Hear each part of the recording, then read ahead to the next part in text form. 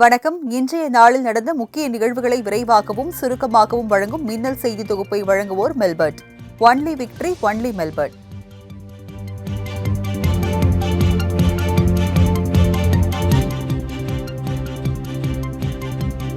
திருவள்ளுவர் சிலை விவேகானந்தர் பாறையை இணைக்கும் கண்ணாடி இழைப்பாலத்தை முதலமைச்சர் மு.க.ஸ்டாலின் திறந்து வைத்தார். கன்னியாகுமரி கடலின் நடுவே அமைந்துள்ள 133 அடி உயரமுள்ள திருவள்ளுவரின் சிலை கடந்த 2000ஆம் ஆண்டு நிறுவப்பட்டது. இச்சிலை நிறுவப்பட்டு 25 ஆண்டுகள் நிறைவடைந்த நிலையில் வெள்ளி விழாவாக கொண்டாடப்படுவதுடன் அதனை சிறப்பிக்கும் வகையில் நடுக்கடலில் உள்ள சுவாமி விவேகானந்தரின் நினைவு மண்டபத்தையும் 133 அடி உயரமுள்ள திருவள்ளுவரின் சிலையை இணைக்கும் வகையில் கண்ணாடி கூண்டு பாலமும் அமைக்கப்பட்டு பணிகள் நிறைவடைந்தது. இதனை முதலமைச்சர் மு.க.ஸ்டாலின் திறந்து வைத்தார்.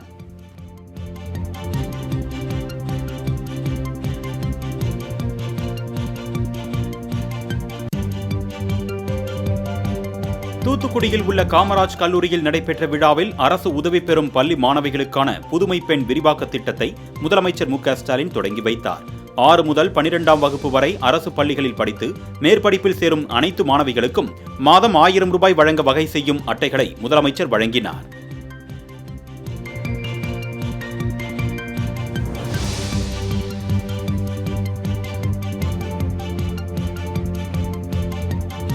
தூத்துக்குடியில் 32 கோடியே 50 லட்சம் ரூபாய் மதிப்பில் மினி டைடல் பூங்கா திறக்கப்பட்டது. அதற்கான இடஒதுக்கீட்டு ஆணைகளை 2 நிறுவனங்களுக்கு முதலமைச்சர் மு.க.ஸ்டாலின் வழங்கினார். 32 மாற்றுத்திறனாளிகளுக்கு 32 லட்சம் ரூபாய் மதிப்பீட்டில் 3 சக்கர மோட்டார் வாகனங்களையும் முதலமைச்சர் வழங்கினார். நிகழ்ச்சியில் திமுக எம்பி கனிமொழி, அமைச்சர்கள் கீதா ஜீவன், அனிதா ராதாகிருஷ்ணன் உள்ளிட்ட ஏராளமானோர் கலந்து கொண்டனர்.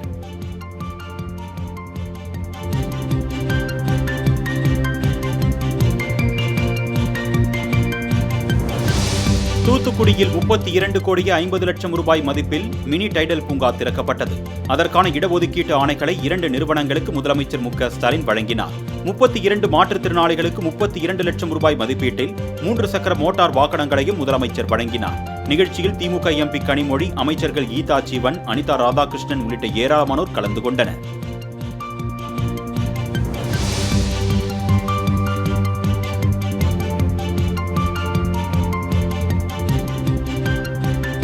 புதுமை பெண் விரிவாக்கம் திட்டத்தின் பற்று அட்டைகளை மாணவிகளுக்கு அமைச்சர் சேகர்பாபு வழங்கினார்.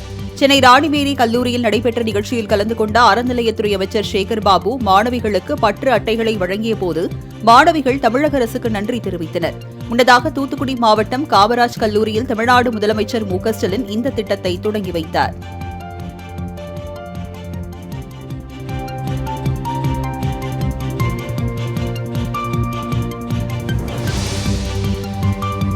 அனைத்து இடங்களிலும் பெண்களுக்கான பாதுகாப்பை உறுதி செய்யும் வகையில் நடவடிக்கை எடுக்க வேண்டும் என ஆளுநரிடம் தவேக தலைவர் விஜய் வலியுறுத்தியுள்ளார். ஆளுநர் ஆர்.என். ரவியை நேரில் சந்தித்து மனு அளித்த அவர் தமிழ்நாட்டில் சட்டம் ஒழுங்கை பாதுகாக்க நடவடிக்கை எடுக்க வேண்டும் என்று கோரிக்கை விடுத்தார். மேலும் மாநில அரசு கேட்கும் நிவாரணத் தொகையை மத்திய அரசு முழுமையாக வழங்க வேண்டும் என்று அவர் தனது மனுவில் கோரிக்கை விடுத்தார்.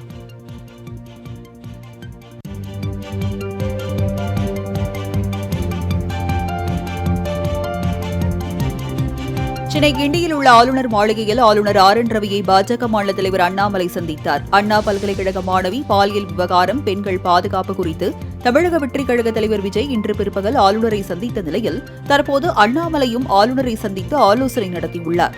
இந்த சந்திப்பில் பாலியல் வன்கொடுமை சம்பவம் மற்றும் பெண்களுக்கான பாதுகாப்பு குறித்து பேசியுள்ளதாக தகவல் வெளியாகியுள்ளது.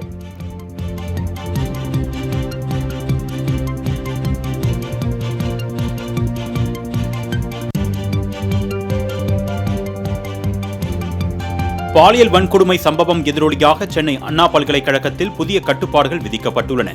அதன்படி 90 ஏக்கர் பரப்பளவு கொண்ட பல்கலைக்கழகத்தில் காவலர்களின் எண்ணிக்கை 140 இருந்து 180 உயர்த்தப்பட்டுள்ளது. மேலும் மாணவர்கள், பேராசிரியர்கள், ஊழியர்கள் அனைவரும் நுழைவாயிலில் வைக்கப்பட்டிருக்கும் பதிவேட்டில் தகவல்களை பதிவு செய்த பின்னரே உள்ளே அனுமதிக்கப்படுவதோடு பாதுகாவலர்களிடம் அடையாள அட்டையை காண்பிக்க வேண்டும் என்றும் அறிவுறுத்தப்பட்டுள்ளது.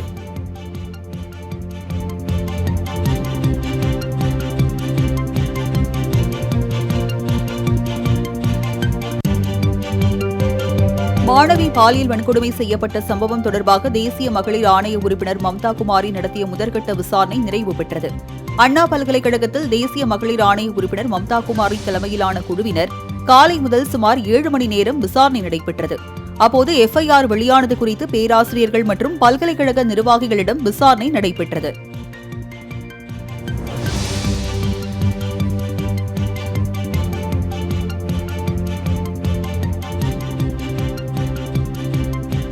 அண்ணா பல்கலைக்கழக விவகாரம் தொடர்பாக தேசிய மகளிர் ஆணைய உறுப்பினர்கள் ஆளுநரிடம் ஆலோசனை நடத்தினர். மாணவி பாலியல் வன்கொடுமை செய்யப்பட்ட சம்பவம் தொடர்பாக இன்று முதற்கட்டமாக தேசிய மகளிர் ஆணைய உறுப்பினர் மம்தா குமாரி விசாரணை நடத்தினார். இதனையடுத்து சென்னை கிண்டியில் உள்ள ராஜ்பவனில் ஆளுநர் RN ரவியை சந்தித்து ஆலோசனை நடத்தினார். அப்பொழுது மேற்கொள்ளப்பட்ட விசாரணை குறித்து எடுத்துரைத்ததாக தகவல் வெளியாகியுள்ளது.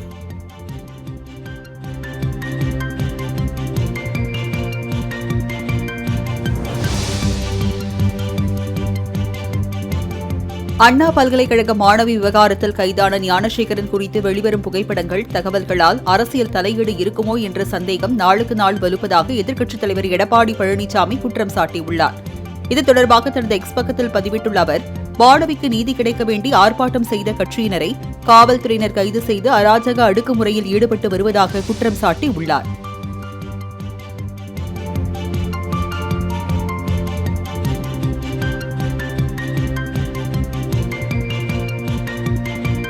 அண்ணா பல்கலைக்கழக மாணவி பாலியல் சம்பவத்தில் உண்மை கண்டறியும் குழுவின் விசாரணை அவசியம் என்று சீமான் தெரிவித்துள்ளார். சென்னை விமான நிலையத்தில் செய்தியாளர்களிடம் பேசிய அவர், குற்றவாளிகள் பின்னணி முன்னுக்கு பின் முரணாக உள்ளதாக சாடினார். சரியான நேர்மையான ஒரு அமைப்பு இதனை விசாரிக்க வேண்டும் என்றும் சீமான் வலியுறுத்தினார். அண்ணா பல்கலைக்கழக மாணவி பாலியல் புகார் தொடர்பாக தேசிய மகளிர் ஆணையம் விசாரிப்பதை வரவேற்பதாகவும் அவர் தெரிவித்தார்.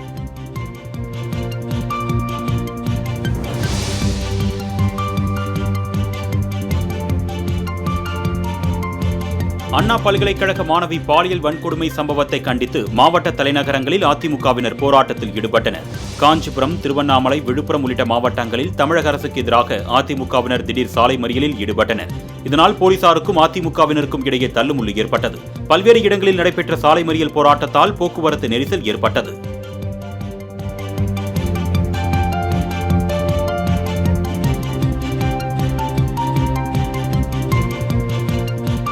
அண்ணா பல்கலை விவகாரத்தில் அதிமுக போராட்டம் என்பது வீண் வேஷம் என சட்டத்துறை அமைச்சர் ரகுபதி விமர்சித்துள்ளார். புதுக்கோட்டையில் செய்தியாளர்களை சந்தித்த அவர், பல்கலைக்கழக விவகாரத்தில் அதிமுகவினர் நாங்களும் இருக்கிறோம் என்பதற்காக கபட நாடகம் ஆடுவதாகவும், பொள்ளாச்சி பாலியல் சம்பவம் அதிமுக ஆட்சிக் காலத்தில் நடைபெற்ற போது எந்த நடவடிக்கையும் எடுக்க மாட்டேன் என்று அடங்கா பிடாரித்தனமாக மறுத்தார்கள் எனவும் குற்றம் சாட்டினார்.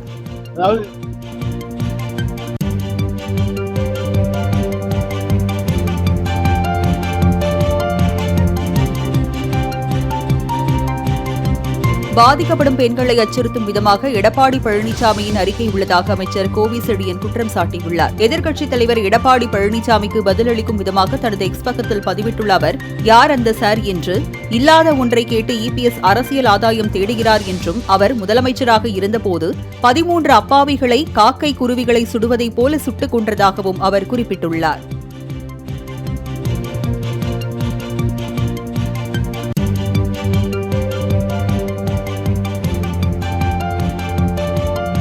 கல்லூரி மாணவியரிடமும் பெற்றோர்களிடமும் அச்ச உணர்வை ஏற்படுத்தும் வகையில் EPS நடந்து கொள்வது அருவருக்கத்தக்க செயல் என மகளிர் உரிமைத்துறை அமைச்சர் கீதா ஜீவன் தெரிவித்துள்ளார். இதுகுறித்து அவர் வெளியிட்டுள்ள அறிக்கையில், அண்ணா பல்கலைக்கழக மாணவர்கள் விவகாரத்தில் அரசியல் அறத்தையும் மாண்பையும் குழி தோண்டி எடப்பாடி பழனிசாமி புதைத்து விட்டதாக குற்றம் சாட்டியுள்ளார். மேலும் அவரது இந்த அற்பத்தனமான செயலை தமிழ்நாட்டு மக்கள் என்றும் மன்னிக்க மாட்டார்கள் என்றும் குறிப்பிட்டுள்ளார்.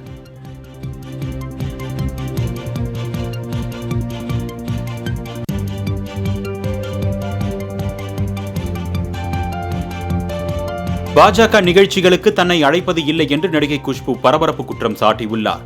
தமிழக பாஜக தலைமை தன்னை புறக்கணிப்பதாகவும், கட்சி நிகழ்ச்சிகளுக்கு தன்னை அழைக்காததால் பங்கேற்கவில்லை என்றும் மாலை முரசு செய்தியாளருக்கு அவர் பதிலளித்துள்ளார். மேலும் தன்னை ஏன் கட்சி நிகழ்ச்சிகளுக்கு அழைப்பது இல்லை என்பது குறித்து அண்ணாமலையிடம் தான் கேட்க வேண்டும் என்றும் அப்பொழுது அவர் கூறினார்.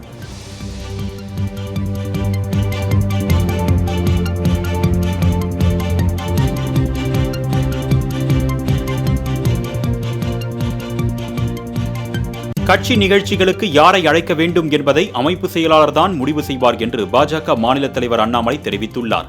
தன்னை தமிழக பாஜக புறக்கணிப்பதாக குஷ்பு குற்றம் சாட்டியது தொடர்பான கேள்விக்கு பதிலளித்த அண்ணாமலை, கட்சி ரீதியாக எந்த நிகழ்ச்சியாக இருந்தாலும் மாநில தலைவர் என்ற முறையில் தாம் அழைப்பு விடுப்பது இல்லை என்று தெரிவித்தார். மேலும் குஷ்பு குற்றச்சாட்டு பற்றி தனக்கு எதுவும் தெரியாது என்றும் அண்ணாமலை அப்பொழுது தெரிவித்தார்.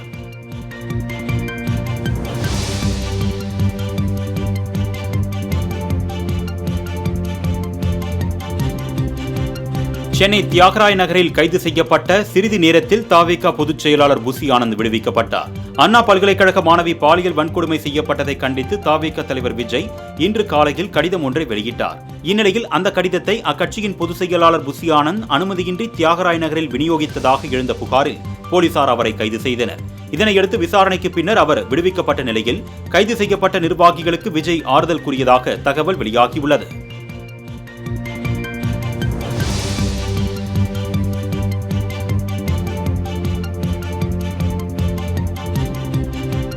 அறவழியில் மக்களை சந்தித்த தவிக நிர்வாகிகளை கைது செய்வது ஜனநாயகமா என்று அக்கட்சியின் தலைவர் விஜய் கேள்வி எழுப்பியுள்ளார். சென்னை தியாகராய நகரில் தவிக நிர்வாகிகளை போலீசார் கைது செய்தனர். இதனை அறிந்து பார்க்க சென்ற பொதுச் செயலாளர் புசி ஆனந்தையும் போலீசார் கைது செய்து பின்னர் விடுவித்தனர். இதனை கண்டித்து தனது எக்ஸ் தளத்தில் பதிவிட்டுள்ள பதிவில், இதுபோன்ற ஜனநாயக விரோத நடவடிக்கைகளை மக்கள் வெகுகாலம் வேடிக்கை பார்க்க மாட்டார்கள் என்று விஜய் தெரிவித்துள்ளார்.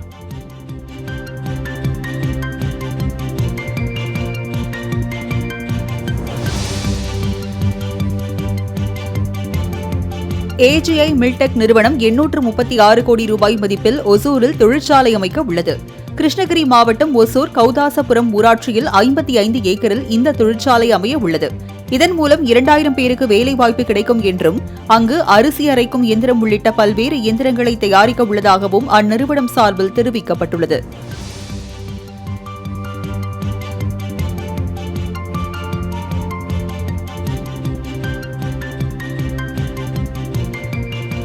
தனியார் பள்ளியின் பங்களிப்புடன் அரசு பள்ளிகளின் வளர்ச்சிக்கு உதவும் தீர்மானத்தை தான் மனதார வரவேற்பதாக அமைச்சர் அன்பில் மகேஷ் தெரிவித்துள்ளார்.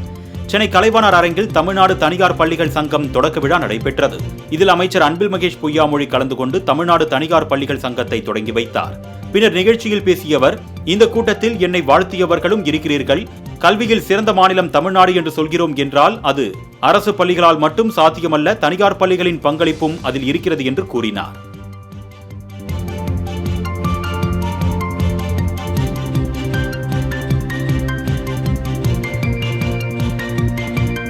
உலகின் மிக தொன்மையான மொழி தமிழ் மொழி என்று கூறும் பிரதமர் மோடிக்கு தமிழ் மொழி வளர்ச்சியில் அக்கறை இருக்கிறதா என்று தமிழக காங்கிரஸ் தலைவர் செல்வ பெருந்தகை கேள்வி எழுப்பியுள்ளார். இது தொடர்பாக அவர் வெளியிட்டுள்ள அறிக்கையில், பாஜக அரசின் ஒரே நோக்கம் ஒரே நாடு ஒரே மொழி என்பதுதான். அதன் மூலம் இந்தியாவின் கலாச்சாரத்தையும் பல்வேறு மொழி பேசுகிற மக்களின் தனித்தன்மையையும் சிதைத்து சீர்குலைக்கும் செயலை மத்திய அரசு மேற்கொண்டு வருவதாக குற்றம் சாட்டினார். மேலும் தமிழ் மொழி மேல் அக்கறை இருப்பது போல் மன் கி பாத் மனதின் குரல் நிகழ்ச்சியில் மோடியின் பேச்சுக்கும் செயலுக்கும் கடுகளவும் தொடர்பில்லை என்று செல்வ பெருந்தகை குற்றம் சாட்டினார்.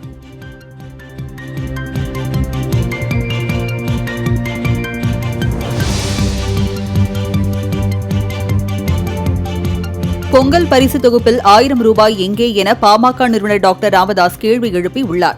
இதுபற்றி தனது எக்ஸ் பக்கத்தில் பதிவிட்டுள்ள அவர், 2025ஆம் ஆண்டு பொங்கல் பண்டிகைக்கு 1 கிலோ அரிசி, 1 கிலோ சர்க்கரை, 1 முழு கரும்பும் வழங்கப்படும் என அரசு அறிவித்துள்ளது. கடந்த 2 ஆண்டுகளாக வழங்கி வந்த 1000 ரூபாய் இந்த ஆண்டு காணாமல் போயிருக்கிறது. இது மக்களை ஏமாற்றும் செயல் என ராமதாஸ் தெரிவித்துள்ளார்.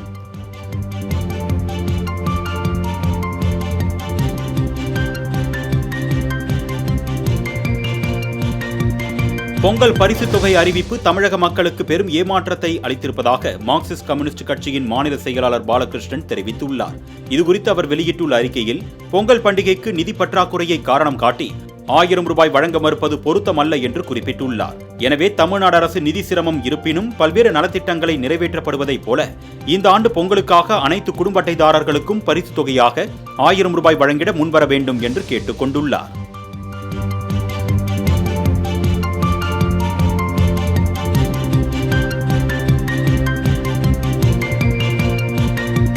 சென்னை உயர்நீதிமன்ற வளாகத்தில் 11 மாடியுடன் அமைந்துள்ள புதிய கட்டிடத்தை நீதிபதிகள் திறந்து வைத்தனர்.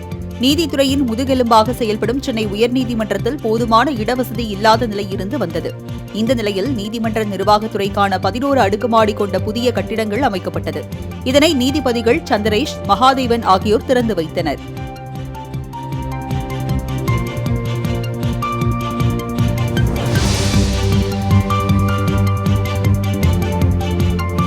சமூக வலைதளங்களில் அவதூறு பேசுவதாக நாம் தமிழர் கட்சியின் ஒருங்கிணைப்பாளர் சீமான் மீது திருச்சி முன்னாள் எஸ்பியும் தற்போதைய டிஐஜியுமான வருண்குமார் வழக்கு தொடர்ந்திருந்தார். இந்த வழக்கில் வருண்குமார் நீதிபதி பாலாஜி முன்பு நேரில் ஆஜராகி விளக்கமளித்தார். பின்னர் செய்தியாளர்களை சந்தித்த அவர், அவரது மனைவி மற்றும் குழந்தைகள் குறித்த மார்பிங் புகைப்படங்கள் வலைதளங்களில் இருந்து நீக்கவில்லை என்று குற்றம் சாட்டினார். மேலும் தனிப்பட்ட முறையில் மன்னிப்பு கோருவதாக தொழிலதிபர் மூலம் சீமான் கூறியதாக தெரிவித்த வருண்குமார், இனி சீமான் பொதுவெளியில் மன்னிப்பு கேட்டாலும் ஏற்றுக்கொள்ளப் போவதில்லை என்று திட்டவட்டமாக தெரிவித்துள்ளார்.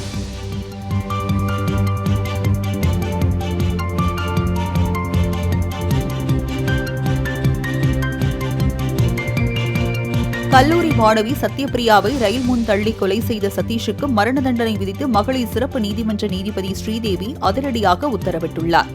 தன்னை காதலிக்க மறுத்ததால் கடந்த 2022ஆம் ஆண்டு ரயில் முன் தள்ளிவிட்டு மாணவி கொலை செய்யப்பட்ட வழக்கு சென்னை அல்லிக்குளம் நீதிமன்றத்தில் நடைபெற்று வந்தது. சிபிசிஐடி தரப்பில் 70 சாட்சியங்களிடம் விசாரணை நிறைவு பெற்ற நிலையில் கடந்த 27ஆம் தேதி சதீஷ்குமார் குற்றவாளி என நீதிமன்றம் தீர்ப்பளித்திருந்த நிலையில் தற்போது மரண தண்டனை விதிக்கப்பட்டுள்ளது.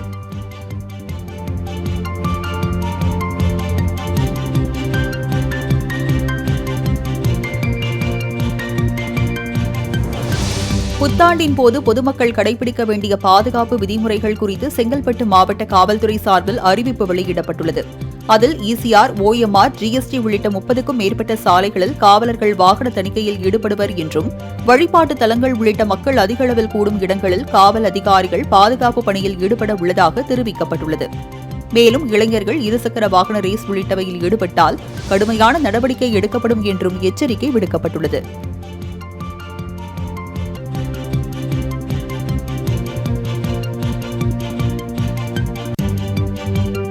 போதைப் பொருள் கடத்தல் வழக்கில் கைது செய்யப்பட்ட நடிகர் மன்சூர் அலிகான் மகன் அலிகான் துக்ளக் ஜாமீன் கோரிய மனு தள்ளுபடி செய்து சென்னை போதைப் பொருள் சிறப்பு நீதிமன்றம் உத்தரவிட்டுள்ளது. போதைப் பொருள் கடத்தலில் நடிகர் மன்சூர் அலிகானின் மகன் அலிகான் துக்ளக்கு தொடர்பு இருப்பது தெரிய வந்ததை அடுத்து ஜெயநகர் போலீசார் துக்ளக்கை கடந்த டிசம்பர் 4ஆம் தேதி கைது செய்து சிறையில் அடைத்தனர். இந்நிலையில் அவர் ஜாமீன் வழங்க கோரி மனு தாக்கல் செய்திருந்தார். இந்த மனு விசாரணைக்கு வந்தபோது ஜாமீன் வழங்க காவல்துறை எதிர்ப்பு தெரிவித்தது. இதனையடுத்து காவல்துறையின் வாதத்தை ஏற்று ஜாமீன் கோரிய மனு தள்ளுபடி செய்து நீதிபதி கோவிந்தராஜன் உத்தரவிட்டுள்ளார்.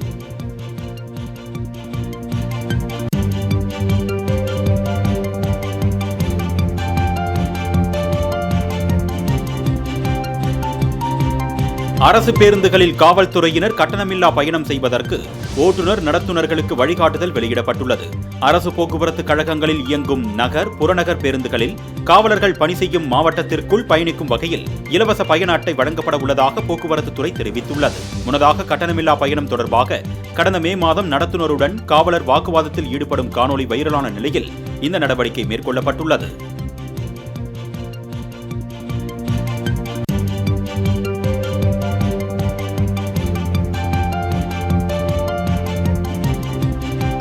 இ-சேவை மையம் மூலம் வாழ்நாள் சான்று சமர்ப்பிக்குமாறு ஓய்வூதியதாரர்களுக்கு மாநகர போக்குவரத்து கழகம் அறிவுறுத்தியுள்ளது.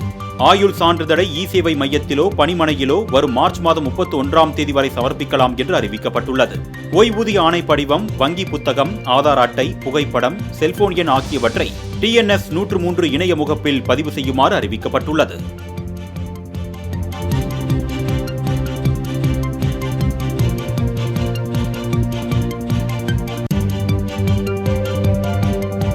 மாநகராட்சியில் பதிவு செய்யப்பட்டுள்ள பிறப்பு சான்றிதழ்களை பெற செவ்வாய்க்கிழமை கடைசி நாள் என சென்னை மாநகராட்சி தெரிவித்துள்ளது. சென்னை மாநகராட்சியில் டிசம்பர் 2009 வரை பதிவு செய்யப்பட்டுள்ள பிறப்புகளில் 15 ஆண்டுகள் முடிவுற்றும் பெயர் பதிவு செய்யாமல் இருப்பின் குழந்தைகளின் பிறப்பு சான்றிதழ்களில் பெயர் சேர்க்க தகுந்த ஆவணங்களுடன் விண்ணப்பித்து பிறப்பு சான்றிதழை பெற்றுக் கொள்ளலாம் என மாநகராட்சி சார்பில் தெரிவிக்கப்பட்டுள்ளது.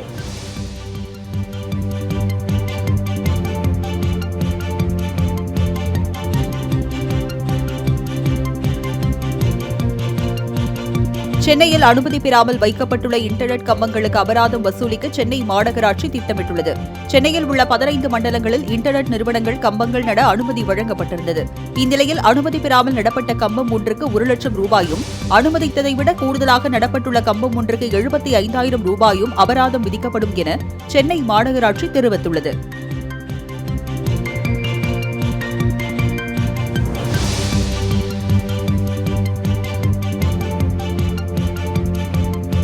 அனுமன் ஜெயந்தி விழாவை முன்னிட்டு நாமக்கலில் உள்ள ஆஞ்சநேயருக்கு 1,08,000 வடைமாலை சாத்தப்பட்டது. ஆண்டுதோறும் மார்கழி மாதம் அமாவாசை மூல நட்சத்திரத்தில் வரும் ஆஞ்சநேயர் பிறந்த நாள் அனுமன் ஜெயந்தி விழாவாக கொண்டாடப்பட்டு வருகிறது. அதன்படி இந்த ஆண்டு அனுமன் ஜெயந்தி விழாவை முன்னிட்டு நாமக்கலில் உள்ள ஆஞ்சநேயருக்கு 1,08,000 வடைமாலை சாத்தப்பட்டது.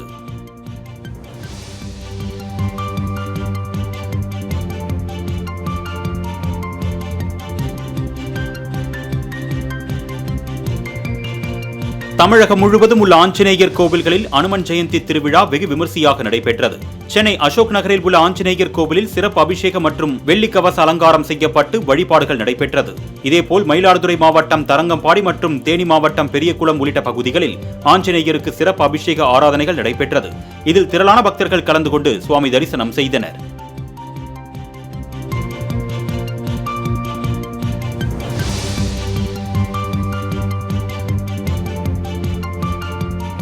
திருச்சி ஸ்ரீரங்கம் அரங்கநாதர் சுவாமி கோயிலில் இந்த ஆண்டுக்கான வைகுண்ட ஏகாதசி திருவிழா இன்று இரவு தொடங்கவுள்ளது. பகல் 10 உற்சவத்தின் முதல் நாளான திருமொழி திருவிழா நாளை தொடங்குகிறது.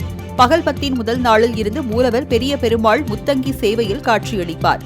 ஜனவரி 10ஆம் தேதி சொர்க்கவாசல் திறப்பு நிகழ்வு அதிகாலை 5 மணிக்கு நடைபெறவுள்ளது.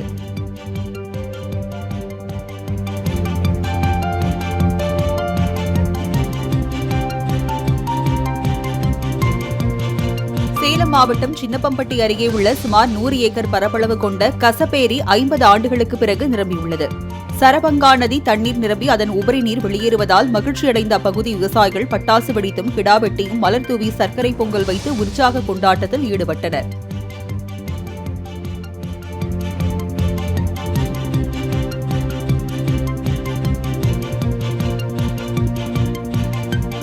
கோடை சீசன் தொடங்கவிருக்கும் நிலையில் வாகன நிறுத்துமிடங்களை வருவாய் கோட்டாட்சியரின் தலைமையில் அதிகாரிகள் ஆய்வு செய்தனர். நீலகிரி மாவட்டத்தில் ஆண்டுதோறும் ஏப்ரல் மே மாதங்களில் தமிழகம் மட்டும் இன்றி வெளி மாநிலங்களில் இருந்தும் ஏராளமான சுற்றுலா பயணிகள் வருகை தருவர். இதனால் இப்பகுதியில் ஏற்படும் கடும் போக்குவரத்து நெரிசலால் வாகன ஓட்டிகள் கடும் அவதிக்குள்ளாகும் சூழலை தவிர்க்க மாவட்ட நிர்வாகம் சார்பில் முன்னெச்சரிக்கை நடவடிக்கைகள் மேற்கொள்ளப்பட்டு வருகிறது. அதன் ஒரு பகுதியாக இன்று கோட்டாட்சியர் சார்பில் ஆய்வு மேற்கொள்ளப்பட்டது.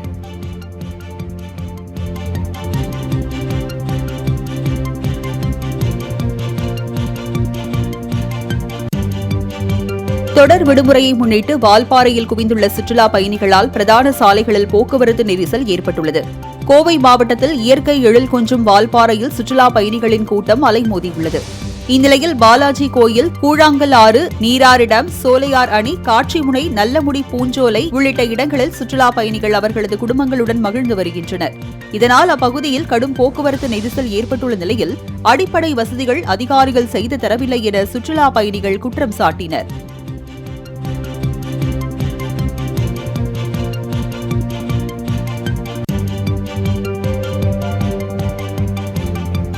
கொடைக்கானலில் பெய்த திடீர் மழையால் விவசாயிகள் மகிழ்ச்சியடைந்துள்ளனர். திண்டுக்கல் மாவட்டம் கொடைக்கானலில் கடந்த சில தினங்களாக கடும் பனிப்பொழிவால் ஏரி, வயல்கள் உள்ளிட்ட பகுதிகளில் உறைபனியானது காணப்பட்டது. இந்நிலையில் இன்று திடீரென பெய்த மழையால் விவசாயிகள் மகிழ்ச்சி தெரிவித்தனர். மேலும் திடீர் மழையால் பொதுமக்கள் மற்றும் வாகன ஓட்டிகள் அவதிக்குள்ளாகினர்.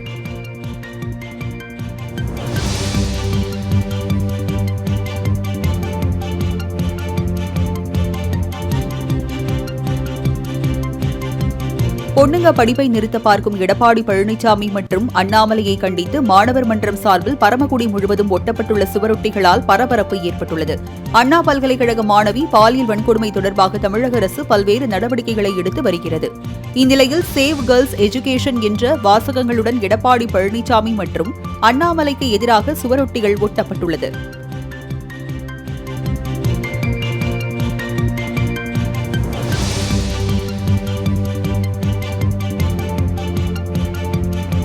நாகை துறைமுக நுழைவு பகுதியில் ஃபைபர் படகு கவிழ்ந்து மீனவர் மாயமான சம்பவம் அப்பகுதியில் பதற்றத்தை ஏற்படுத்தியுள்ளது.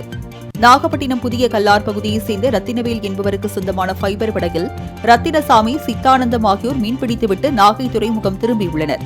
அப்போது எதிர்பாராத விதமாக கடல் அலை சீற்றத்தால் படகு கவிழ்ந்ததில் மூவரும் தூக்கி வீசப்பட்டதில் ரத்தினசாமி நீந்தி கரையை வந்தடைந்தார். இதுகுறித்து சிவகங்கை கப்பல் பணியாளர்கள் தகவல் அளித்ததன் அடிப்படையில் விரைந்த இந்திய கடற்படையினர் ரத்தினவேலுவை மீட்டு மற்றொருவரை தேடும் பணியில் ஈடுபட்ட நிலையில் நாகப்பட்டினம் கடலோர பாதுகாப்பு போலீசாருக்கு தெரிவிக்கப்பட்டுள்ளது.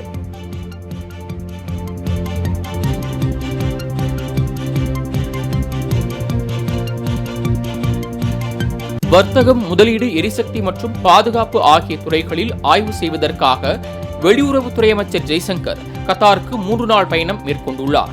டிசம்பர் 30 முதல் ஜனவரி 1ஆம் தேதி வரை மேற்கொள்ளும் பயணத்தின் போது கத்தார் பிரதமரும் வெளியுறவுத்துறை அமைச்சருமான ஷேக் முகமது பின் அல்தானியை ஜெய்சங்கர் சந்திக்க உள்ளதாக வெளியுறவுத்துறை அமைச்சகம் தெரிவித்துள்ளது. அரசியல், வர்த்தகம், முதலீடு, எரிசக்தி, பாதுகாப்பு உட்பட பல்வேறு அம்சங்களை மறுபரிசீலனை செய்ய இந்த பயணம் பயனுள்ளதாக இருக்கும் என தெரிவிக்கப்பட்டுள்ளது.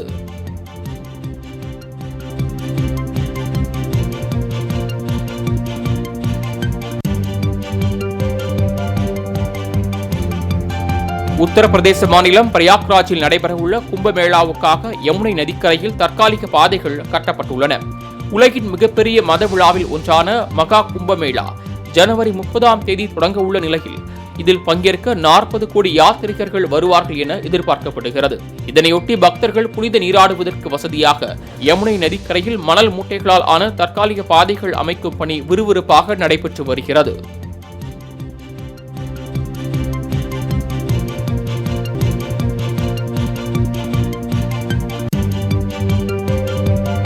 புதுவையில் பொங்கல் பண்டிகைக்கு வழங்கப்படும் இலவச பொருட்களுக்கு பதிலாக பணம் வழங்க கோரி விடுதலை சிறுத்தைகள் கட்சி நிர்வாகிகள் போராட்டத்தில் ஈடுபட்டனர். புதுச்சேரியில் கடந்த ஆட்சியின் போது பொங்கல் தொகுப்பிற்கு பதிலாக வங்கிக் கணக்கில் பணம் செலுத்தப்பட்ட நிலையில் தற்போது மீண்டும் பொங்கல் தொகுப்பு வழங்கப்படுவதாக அறிவிக்கப்பட்டது. இதனை எதிர்த்து 100க்கும் மேற்பட்ட விசிக நிர்வாகிகள் ஆதி திராவிடர் அலுவலகத்தை கேட்டை இழுத்து பூட்டி முற்றுகையிட்டு ஆர்ப்பாட்டத்தில் ஈடுபட்டனர்.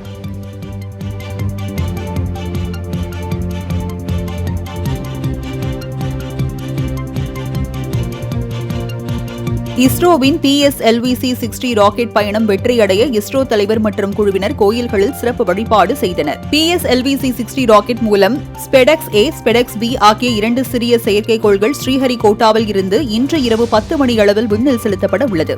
இதற்கான அனைத்து பணிகளும் நிறைவடைந்து இறுதிக்கட்ட பணியானது நடைபெற்று வரும் நிலையில் இஸ்ரோ குழுவினர் திருப்பதி ஏழுமலையான் கோயிலில் சாமி தரிசனம் செய்தனர். மேலும் PSLV மாதிரியை ஏழுமலையான் பிரதிஷ்டை முன்பு வைத்து சிறப்பு வழிபாடு செய்யப்பட்டது.